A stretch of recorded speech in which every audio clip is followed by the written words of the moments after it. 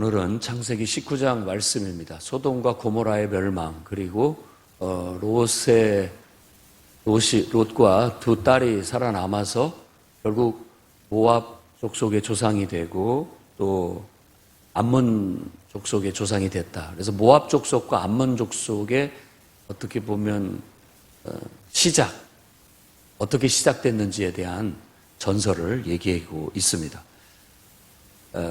오늘 두 천사가 소돔에 이르러서 방문했을 때 가장 먼저 롯이 찾아와서 그 사람을 영접해 드렸습니다.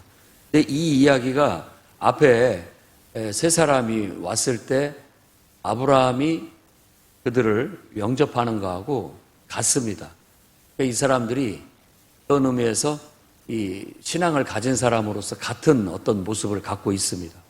똑같이 적극적으로 그들을 이렇게 모셔드리는 거예요. 세 사람이 왔을 때 아브라함도 그냥 나 지나가겠다라고 해도 제발 와서 쉬었다 가십시오. 발을 씻고 끝내 간청해서 모셔드렸고, 여기서도 이 두 천사가 왔을 때 그냥 똑같은 사람의 모습이라고 볼 수가 있겠습니다. 그 두 천사, 우리 그냥 이 길거리에서 자도 된다라고 했지만 롯이 간청해서 자기 집에 들어와서 쉬었다 가라고 얘기를 해서 들어오게 된 겁니다. 그래서 무교병을 먹었고 먹을 것을 대접을 했습니다. 그런데 이제 그날 저녁에 사단이 일어난 겁니다. 그래서 백성들이 다 모여 들어가지고 와서 오늘 밤 내게 온 사람은 어디 있느냐라고 하면서 행패를 부리기 시작한 것으로 나타납니다. 그래서 그들을 이끌어내라. 우리가 그들을 상관하겠다. 이 내용이 이렇게 우리가 봤을 때는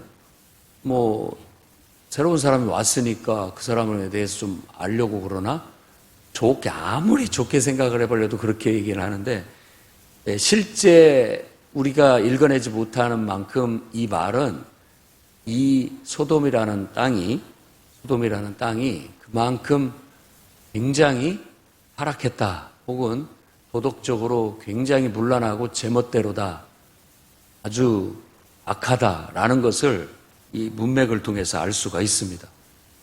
그러니까 새로운 사람이, 낯선 사람이 있으니까 우리가 그 사람들을 좀 상관해야 되겠다. 이 상관이라는 단어 자체가 알다라는 말인데, 보통 이제 학자들은 이 상관이 성관계까지도 얘기한다라고 그렇게 얘기하는 겁니다. 그래서 이 사람들을 상관한다라고 했을 때 보통 그렇게 얘기를 하는데, 그것에 대한 완곡한 표현이에요. 우리도 보통 그걸 노골적으로 말하기가 뭐하니까 좀 듣기 거북하지 않은 그런 표현을 쓰는 것처럼 바로 그런 거다. 그만큼 타락한 사회는 성적으로 문란해지게 돼 있습니다. 그러니까 도덕적으로 아주 무질서해요. 그래서 밖에 해가 떨어지면 사람을 내보낼 수도 없고, 밤늦게 이런 공원을 산책한다? 있을 수가 없는 일이에요. 하도 못된 놈들이 많아서 가만두지를 않기 때문에, 그리고 또 그것을 이 사회가 통제하지도 않고 바로잡지도 않는 그런 무법천지가 됐을 때에는 더더욱 불안하죠. 그래도 우리나라는 그래도 공동체성이 강해서 그런지 어떤 전통에 의해서 총기 소지를 하지 않기 때문에 좀 그나마도 나은데, 총기 소지하는 나라들 보면은 가끔 가다가 미쳐서 날뛰는 사람들이 하나씩 나와서 총기를 난사했을 때는 정말 끔찍한 일들이 벌어지곤 합니다. 안전해야 될 학교에서도 총기 난사가 일어나고, 또 무슨 행사에서도 그런 일들이 일어나고, 별의별 일들이 다 있죠. 전철에서도 그런 일들이 일어나고. 그럼 어떻게 살겠습니까? 불안해서. 세계적인 나라인 미국의 경제 수도라고 할 수 있는 뉴욕에서도 전철을 못 한대요, 무서워서. 왜냐하면 하도 이상한 사람들이 많이 그것들을 이용하고 있기 때문에 불안한 그런 것들을 가지고 있다고 그런 뉴스에서 그런 얘기들을 들어본 적이 있습니다. 문화가 발달하고 경제가 발달하고 사회가 발달하고 도시가 발달하면 우리가 꿈에 그리는 그야말로 서울, 꿈에 그리는 너무나도 화려하고 멋진 도시가 이렇게 펼쳐져서 즐길 거리가 많고 또 놀거리가 많고 기쁨을 줄 것들이 많고 먹을 것들이 많고 그냥 원하는 것은 다 있는 꿈의 도시같이 얘기하지만 사실은 그런 도시일수록 항상 위험이 도사리고 있어서 불안불안합니다. 타락한 도시의 전형 바로 소돔입니다. 그래서 이 말씀을 근거로 해서 이게 그냥 문란한 성행위가 결국은 어떤 식으로 가냐면 동성애로 간다라는 거예요. 소돔 하면 동성애의 대명사가 되는 겁니다. 소돔 하면 타락한 도시, 그리고 성적으로 문란한 도시, 그리고 동성애가 만연한 그런 도시. 그러니까 정상적인 어떤 관계를 통해서는 만족을 못하니까 그런 변태적인 행위를 통해서 더 성적인 자극을 추구하려는 것이라고 볼 수 있습니다. 오늘 서울에서는 또다시 동성애 반대 집회를 한다고 합니다. 기독교 단체에서. 뜻이 있는 사람들은 가보는 것도 괜찮을 것 같습니다. 그런데 가서 우리가 동성애 관련된 법안들이 만들어지지 않도록, 그것도 하나의 공동체의 사회 분위기라고 할 수 있다면 우리는 그런 것들을 옳지 않다, 인간으로서 옳지 않다라는 말을 할 수 있어야 되겠습니다. 그래서 어떻게든지 법을 제지해 나갈 수 있도록 해야 되겠고, 또 그런 것들을 위해서라면 우리가 할 수 있는 활방으로 국회의원들에게 또 영향을 미쳐서, 또 사회적인 운동을 통해서 대다수 사람들에게 이런 걸 미쳐서 우리가 사는, 우리 자녀들이 살아가는 세상이, 우리의 손녀, 손자들이 살아가는 세상이 이런 소돔과 같은 세상이 돼서는 안 된다 라는 그런 마음으로 함께 기도하고 또 그런 운동에 동참하고 그런 일들을 함으로써 우리가 그나마도 대한민국은 청정한 나라, 살기 좋은 나라, 또 믿을 수 있는 나라, 도덕적이고 윤리적이어서 모든 사람들이 참 순수하고 또 서로를 믿고 살아갈 수 있는 그런 나라가 될 수 있도록 우리가 해야 되겠습니다. 근데 과거에도 우리가 다 험한 세상이라고 얘기하지만 지금 아무리 모든 것들이 발달한 사회라 할지라도 또 다른 위험들이 항상 도사리고 있어서 불안합니다. 밝아진 아버지로서 밤늦게 아이가 돌아다니는 것이 불안하죠. 무슨 일이 있을지. 또 되게 좀 못된 사람들은 밤에 활동을 하거든요. 그래서 이 소돔에도 보면 밤에 찾아와서 행패를 부리고 있는 것을 알 수가 있습니다. 이 롯은 의인이라 어떻게든지 손님 대접하기를 힘쓰라는 그런 어떤 정신이 그들에게 있기 때문에 내 집에 온 사람을 그냥 내줄 수 없어요. 아무리 자기가 해를 받아도. 그러니까 그 폭도들을 가라앉히기 위해서 자기의 두 딸이 있으니까 두 딸 내줄 테니까 이 사람들은 해하지 말라는 그런 또 이상한 해결 방법을 제시합니다. 그걸 지켜보고 있던 두 천사가 롯을 끌어들이고 문을 닫고 그 사람들을 눈을 어둡게 해서 문을 찾지 못하게 만들면서 헤매게 했고, 그 즉시로 네게 속한 사람들을 다 이 성 밖으로 빨리 데리고 피신해라. 하나님께서 이곳을 멸하라고 우리를 보내셨다라는 자기가 이곳에 온 목적을 밝힙니다. 그리고 빨리 네 속한 사람을 가서 다 데려오라 하니까 딸과 사위 오라고 얘기를 했어요. 사위는 그것들을 듣고 농담으로 여겼다고 그렇게 얘기합니다. 오늘날도 우리가 세상이 하나님의 심판 아래 놓여 있다, 어지않아 하나님이 온 세상의 악을 심판할 거다라고 하면 농담으로 여기는 사람이 오늘날도 있습니다. 똑같아요. 그들은 그저 눈에 보이는 즐거움과 눈에 보이는 어떤 인생의 만족을 쫓아 짐승처럼 달려가고 있습니다만 결국 그들이 물어뜯는 모든 욕망 속에 그들의 만족은 자기들이 원하는 만족은 없습니다. 그러니까 정상적이지 못한 변태적인 그런 것들을 통해서 더 갈수록 악랄해지고 갈수록 더 심해지는 거예요. 결국 하나님께로 돌아와야, 하나님 안에 와야 인간이 원래 하나님의 형상을 닮은 인간의 모습을 회복할 때 진짜 안식을 얻을 수 있고 진정한 평안과 기쁨과 만족을 얻을 수 있다라는 겁니다. 그걸 사람들이 모르죠. 그러니까 웃기는 소리다, 농담이다, 어떻게 그런 일이 있느냐라고 얘기합니다. 로마 시대 때에도 폼페이라는 도시가 그런 도시였다라고 그렇게 기록에 남아 있습니다.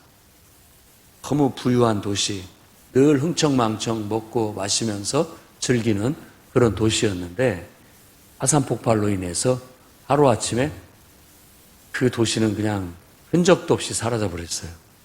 폭발에 의해서 다 화산 그 용암과 화산재에 덮여서 도시라는 흔적이 없어요. 나중에 그걸 발굴해서 결국은 그런 게 기록이 거짓이 아니라 사실이었구나라는 걸 고고학적 발견을 통해서 알게 되었던 것이죠. 이런 소돔도 그런 도시였다라고 말할 수 있겠습니다. 그리고 롯은 이제 어쩔 수 없이 딸 둘과 아내와 함께 도망을 치는데 이 롯의 모습과 아브라함의 집안의 모습이 약간 대비되는 게 뭐냐면 아브라함은 하나님이 말씀하시면 즉각 순종했다라는 것과 롯은 머뭇머뭇 거린다라는 거예요. 특히 그의 아내. 소돔 땅에 얼마나 애착을 가졌는지 모르겠지만 그 화려함과 그 어떤 사치스러움과 이런 것들에 대한 인간의 욕망은 다 그런 거에 대한 매력을 다 갖고 있습니다. 누구나 다 끌리는 마음을 갖고 있죠. 좋은 집, 좋은 차, 그리고 좋은 옷에, 좋은 폐물들, 여러 가지 것들이 우리에게 끌리는 그런 어떤 애착을 갖는 것들이죠. 그런데 그 모든 것들을 다 놓고 몸만 빠져나가야 된다고 했을 때 그 아내가 그거에 대한 미련을 떨치지 못하고 돌아보게 됐고 그걸로 인해서 소금 기둥이 됐다라고 그렇게 얘기합니다. 실제로 이제 이 소돔, 그러니까 사해바다죠. 염해라고 하는 사해바다에는 하얗게 그 주변이 다 소금으로 끼어 있습니다. 우리가 한번 성지순례를 가봐야죠. 거기 가보면 그렇게 바닷물이 쳐서인지 또 바람이 불어서인지 그거에 의해서 이렇게 소금 기둥 같은 기둥들이 지금도 세워져 있는데 그것을 이 롯의 아내라고 그렇게 부르기도 한답니다. 가서 한번 봐야죠, 우리도. 성경의 이야기를 배웠으니까 성경의 이야기의 현장을 한번 방문해 보는 것도 큰 의미가 있을 것 같습니다. 큰 감동이 올 것 같아요. 그리고 롯은 도망칠 때 산으로 도망하라고 했는데 산까지 가기를 꺼려하고 두려워하고 소알이라고 하는, 소알이라는 말은 우리말도 이 소자가 작다라는 뜻인데 소알이라는 말도 작다는 뜻이에요. 작은 성읍을 보고 그곳에 피신하게 해달라. 그곳은 멸하지 말아달라. 라고 부탁을 했고 그 부탁까지도 이 두 천사가 급박한 상황 속에서도 들어주게 되는 겁니다. 이런 것들도 바로 하나님 말씀을 순종하는데 반틈만 순종하는 것 같은 그런 모습이에요. 그렇게 해서 가까스로 살아남았고 소돔은 그날에 완전히 멸망당하게 되었습니다. 그리고 29절 말씀 같은 경우가 아주 이 핵심 구절이라고 할 수 있습니다. 29절 말씀 보면 그 지역 성을 멸하실 때 하나님이 아브라함을 생각하사 롯을 그 중에서 내보내셨다. 롯을 구원하신 것이 롯의 의로움도 있지만 더 중요한 것은 아브라함을 생각해서 그를 구원해냈다라고 그렇게 얘기하고 있다라는 것입니다. 아브라함은 복이고 복의 통로고 아브라함 때문에 주변 사람들이 복을 받는 게 맞습니다. 여러분들이 하나님을 잘 믿고 아브라함처럼 하나님과 동행하고 정말 하나님과 날마다 기도하며 살아가는 선지자적인 삶, 영적인 삶을 살게 된다면 여러분 때문에 여러분의 가족이, 여러분 주위에 있는 사람들이 복을 받습니다. 그건 다른 사람은 몰라요. 그런데 영적으로 알 수 있습니다. 하나님이 그렇게 우리를 대하시기 때문에 그렇습니다. 하나님은 나 때문에 바로 네 주위에 있는 사람을 복주고 있다. 너를 생각해서 내가 그들을 돕고 있다, 지키고 있다라는 걸 보여주는 거예요.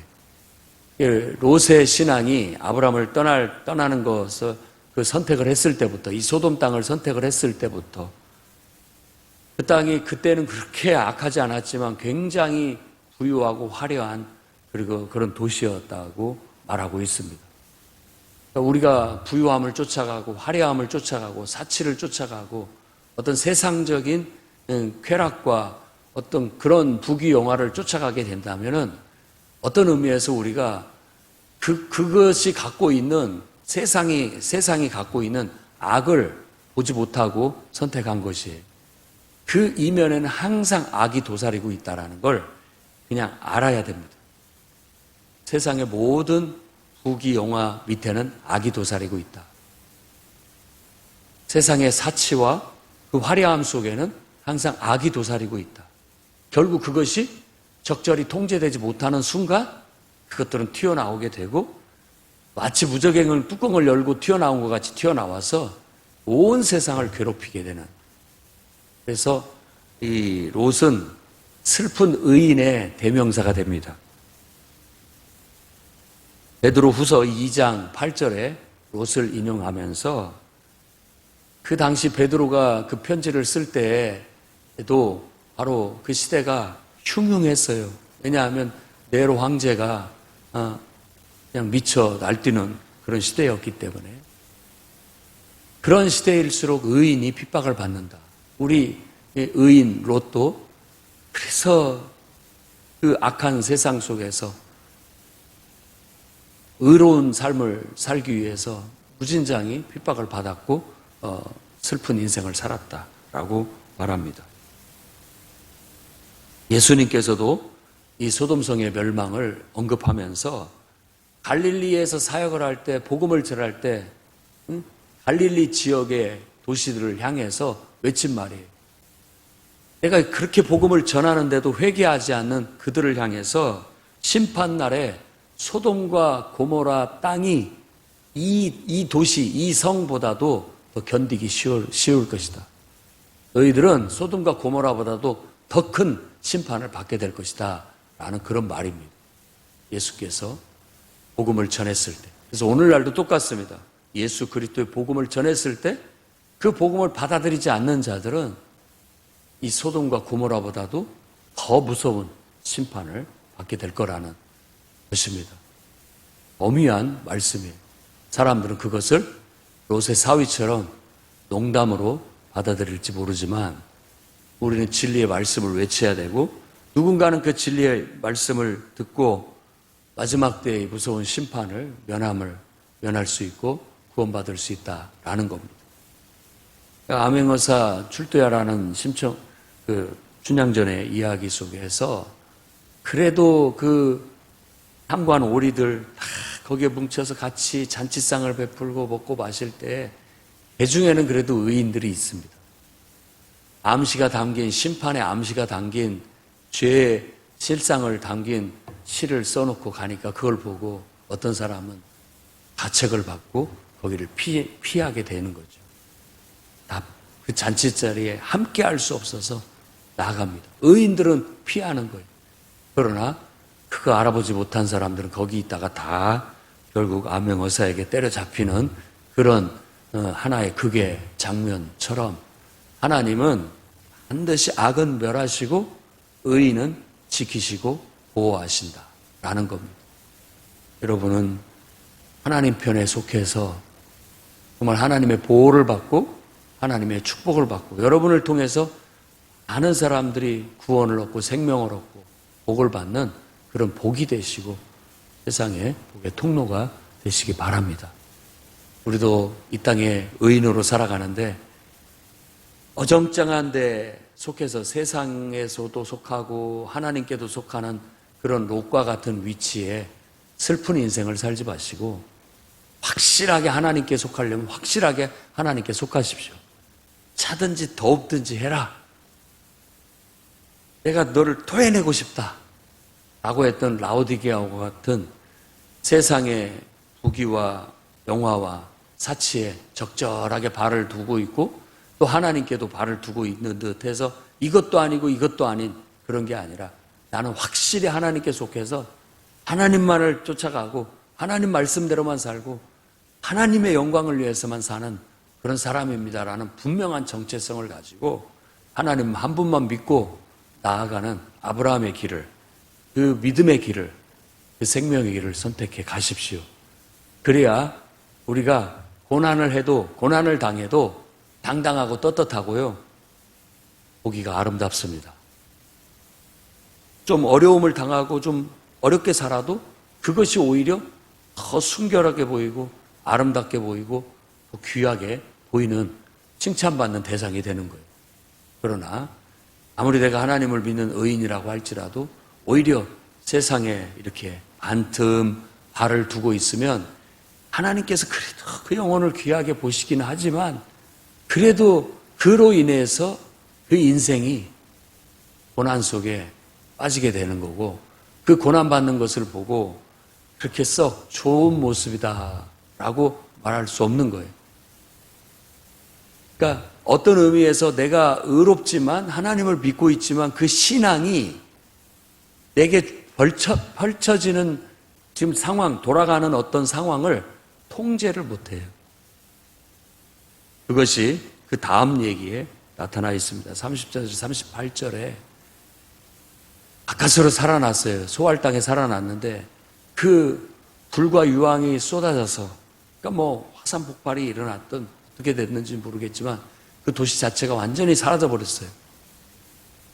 그리고 보통 이제 그곳을 그 사해바다 근처라고 보는데 소알은 지금도 있어요. 그런데 이제 거기에는 가봐야 알겠지만은 소돔이 그러니까 소돔과 고모라가 이 사해바다에 가라앉혀졌나? 뭐 그렇게도 생각하는 사람도 있습니다. 그런데 결국 이제 거기에 있는 것이 또 불안한 거예요. 또 어떻게 그런 일이 또 일어날까봐 악몽처럼 트라우마가 된 거죠. 그래서 산으로 도망쳐서 산에서 정말 신음하고 삽니다. 굉장히 슬퍼하겠죠. 모든 걸 다 잃어버렸고 아내마저도 잃어버렸고 그런 상황 속에서 아버지가 굉장히 낙심해 있고 슬퍼하는 그런 모습. 의인의 낙심, 의인의 슬픔이에요. 그러니까 하나님을 쫓아가면 거칠은 광야 같지만 그곳에 꽃이 피고 강이 흐르게 되겠지만 하나님이 계시니까 환경이 아무리 나빠도 그 속에 낙원이 되고 꽃이 피고 오히려 강이 흐르는 축복을 받게 되는 거죠. 근데 우리가 봤을 때 세상을 택하게 되면 세상은 꽃이 피어 있고 아름다워 보이지만 결국은 그 모든 것들이 멸망하는, 그래서 황폐화돼서 흔적도 없이 사라져버리는 그런 것이라는 걸 암시적으로 보여주는 것이죠. 그가 슬픔에 잠겨 있을 때 딸들이 술을 먹이고 밤새 무슨 일이 있었는지 기억도 안 납니다. 그런데 그 딸들은 다 사라져버렸고 어디서 우리가 이제 후손을 잇느냐. 순수하게 생각하면 후손을 잇는 거예요. 이런 건 뭐 불륜이다, 어떻게 보면 근친이다, 이런 것을 떠나서 후손을 잇고자 하는 그런 열의 속에서 이런 패륜을 저지르게 되는 것이죠. 그것도 롯은 몰라요. 딸들에 의해서 되어진 거예요. 딸들의 성의식도 생각해 봐야 되는 거예요. 이미 우리가 세상 속에 내놔버렸기 때문에 세상에서 보고 배운 게 그런 거기 때문에 그런 행동을 했다라고 그렇게 볼 수가 있습니다. 그래서 우리가 세상에 그냥 내방쳐서 무조건 가서 세상 교육을 배워라.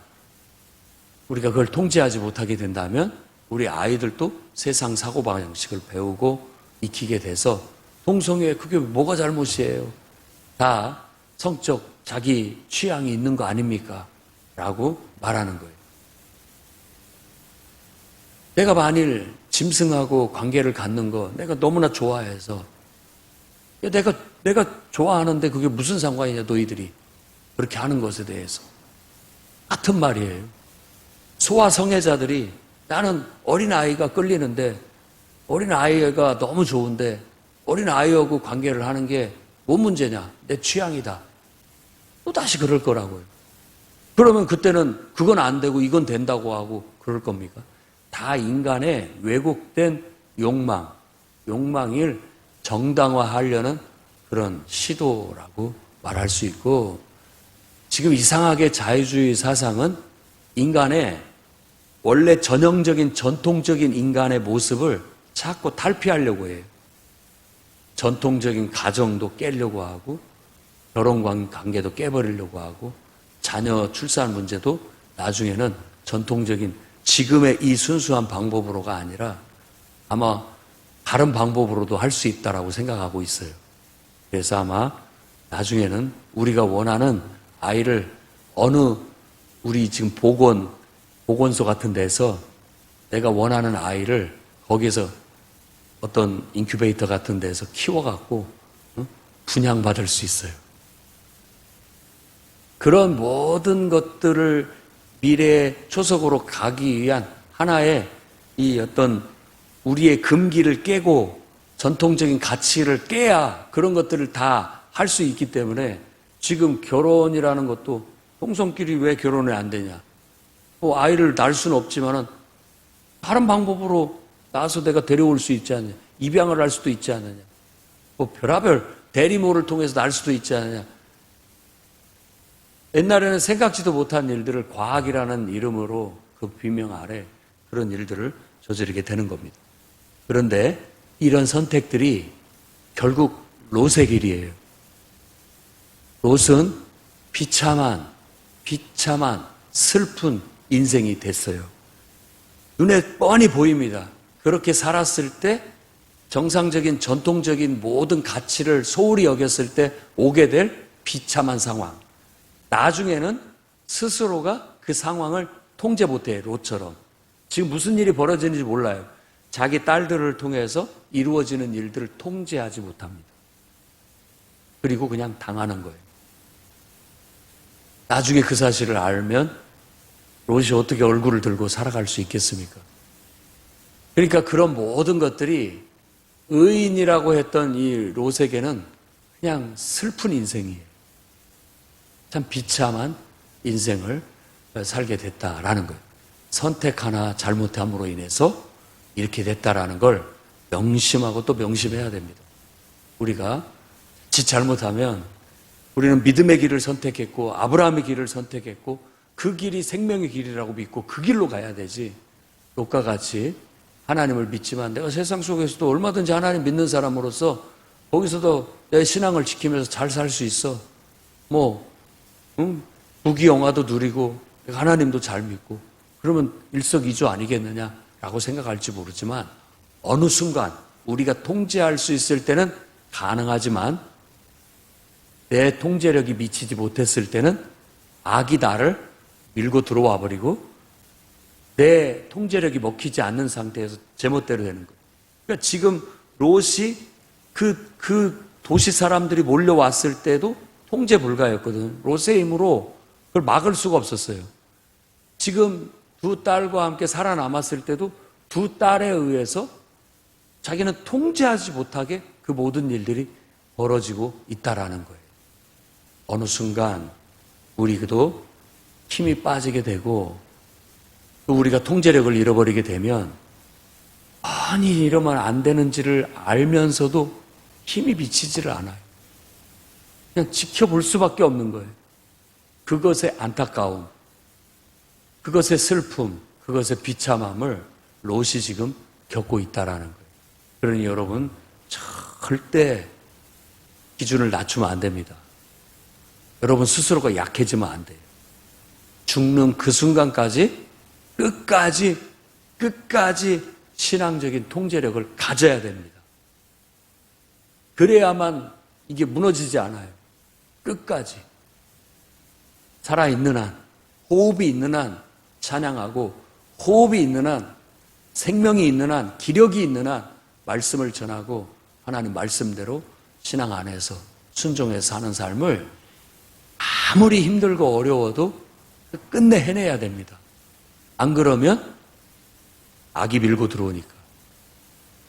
가인에게 한 말이죠.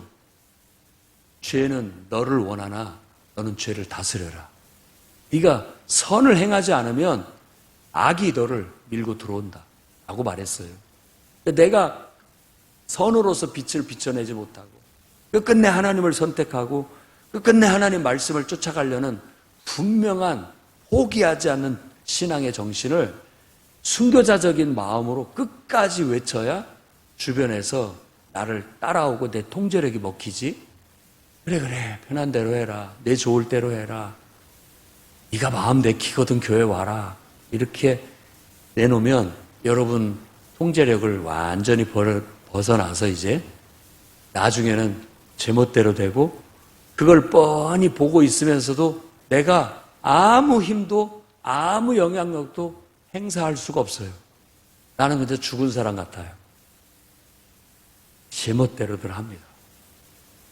그런 일들이 닥치지 않도록 우리 영적으로 깨어서 라오디게아 교회에 하나님이 요한을 통해서 주신 경고의 말씀, 또 이런 소돔 성의 멸망을 통해서 하나님께서 주시는 말씀, 성경 곳곳에 우리에게 경고하다시피 주고 있는 말씀을 듣고 정신을 똑바로 차리고 깨어서 하나님 편에 똑바로 서서 우리가 나타내야 할 하나님 말씀을 분명하게 나타내고 외치고 그걸 고수하고 나아갈 수 있는 저와 여러분이 되기를 주의 이름으로 축원합니다.